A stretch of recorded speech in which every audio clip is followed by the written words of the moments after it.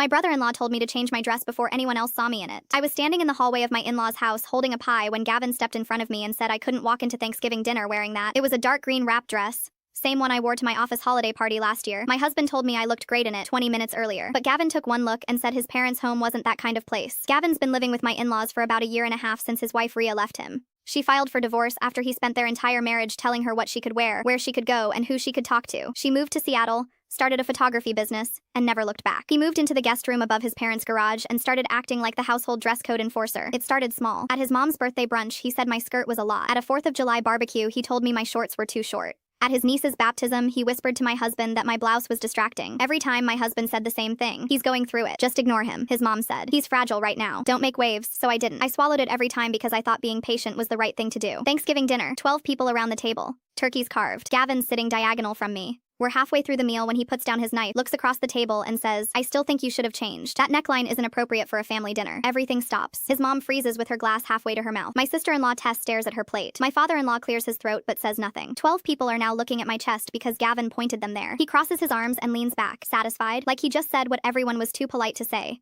I put my fork down and look around the table. I say, can I ask everyone something? Nobody answers, but nobody stops me either. I say, does anyone else at this table have a problem with what I'm wearing? Silence. Tess shakes her head slightly. My father-in-law looks at the ceiling. My husband's cousin mutters, no. Nobody backs Gavin up. Not one person. I turn back to Gavin and say, so out of 12 people here, you're the only one who can't stop staring at my chest. And somehow I'm the problem? Tess covers her mouth. Someone at the far end of the table lets out a breath that's almost a laugh. Gavin's face goes dark red. He opens his mouth, closes it, opens it again. Nothing comes out. He shoves back from the table hard enough to tip his water glass. Water spreads across the tablecloth and nobody moves to clean it. He walks out through the kitchen. The side door bangs shut. My mother-in-law sets her glass down and says, you just humiliated him in front of the whole family. I say, he's been humiliating me in front of this family for a year and a half. She says he's struggling, and I know that. I say, struggling doesn't give him the right to monitor what I wear. She says what I said was designed to embarrass him. I say, what he said was designed to embarrass me. The difference is nobody ever stops him. My husband is gripping his fork like he's trying to bend it. He says, this isn't the time. I say, when is the time? Because I've been waiting 18 months for someone at this table to tell him to stop and not one of you has. He doesn't answer. My mother-in-law says if I can't show compassion for what Gavin's going through, maybe I should spend the holidays with my own family. I say, Rhea showed him compassion for 6 years. Look how that turned out. The table goes dead silent.